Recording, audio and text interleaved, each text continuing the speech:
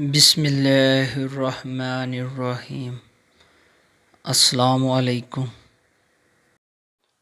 ایک دن شاہ جہان بادشاہ شکار کے لیے نکلا تو ایک زخمی ہرن کا پیچھا کرتے ہوئے اپنے ساتھیوں سے دور چل کر بچھڑ گئے۔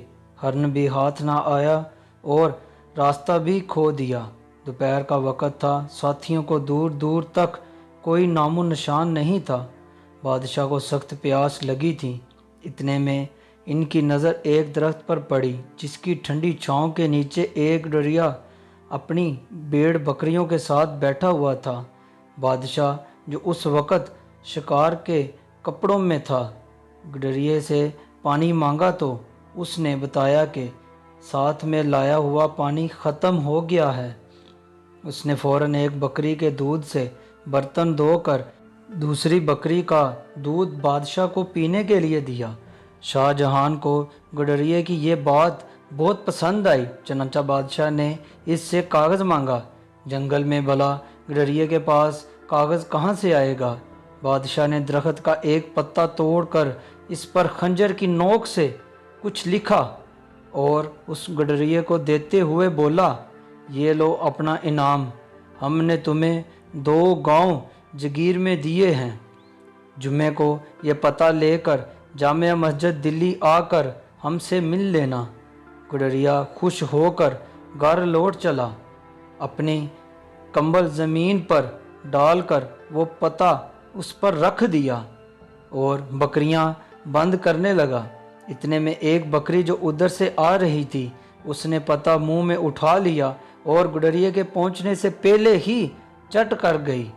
اس حادثے سے گڈریا بڑا دکھ ہوا اور وہ یہ کہتا ہوا جنگل میں چلا گیا کہ بکری 2 گاؤں کھا گئی۔ آخر جمعے کا دن آ پہنچا۔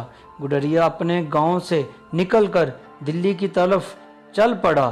چلتے چلتے دوپہر ہو گئی، بکری 2 گاؤں کھا گئی کی رٹ لگاتے ہوئے وہ جامع مسجد میں داخل ہوا تو اس نے دیکھا کہ تمام نمازی ہاتھ اٹھائے دعا مانگ رہے ہیں۔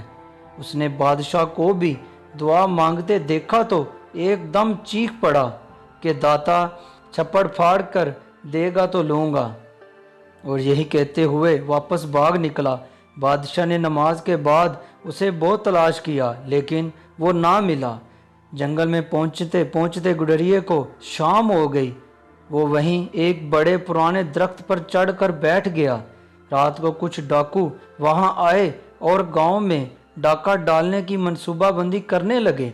گڈریے نے ان کی ساری باتیں سنی اور ان کو ٹوکا اور بولا، چوری کرنا بری بات ہے، اور پھر وہ گاؤں کے لوگ تو بہت غریب ہیں، ان کے پاس کچھ نہیں ہے۔ اگر تم لوگوں کو واقعی پیسے ہی چاہیے تو اس درخت کے نیچے کھودو۔ میں نے اپنے بڑوں سے سنا ہے کہ یہاں ایک بہت بڑا پرانا خزانہ دفن ہے۔ یہ کہہ کر وہ گڈریا گاؤں کی طرف داتا چھپڑ پھاڑ کر دے گا تو لوں گا کی رٹ لگاتا ہوا چلا گیا۔ ڈاکوؤں نے بڑی بحث کی، بعد کھدائی کی اور وہاں سے سچ مچ 2 بڑے برتن نکل آئے۔ ڈاکو بڑے خوش ہوئے، مگر جیسے ہی ان لوگوں نے برتن کھولا تو اس میں سانپ اور بچھو بھرے ہوئے تھے۔ ڈاکوؤں کو یہ دیکھ کر بڑا غصہ آیا اور وہ برتن لے کر گاؤں کی طرف چل پڑے۔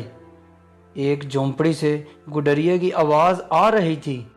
انہوں نے وہ دونوں برتن اس گڈریے کی آنگن میں الٹ دیے تاکہ سانپ اور بچھو اسے ڈس لیں، لیکن ان برتنوں سے اشرفیاں گرنے لگی اور اس کی شور سے گاؤں کے لوگ جاگ گئے۔ ڈاکوؤں نے گاؤں والوں کو جاگتے دیکھ کر وہاں سے بھاگنا غنیمت جانا۔ گڈریے بھی اپنی جھونپڑی سے باہر آیا اور اپنے آنگن میں اشرفیاں دیکھ کر زور سے نعرہ لگایا، داتا تو سچا ہے، تو نے مجھے چھپڑ پھاڑ کر دیا۔ اگلی صبح بادشاہ کے ملازم بھی گاؤں پہنچ گئے اور اسے دربار میں لے گئے۔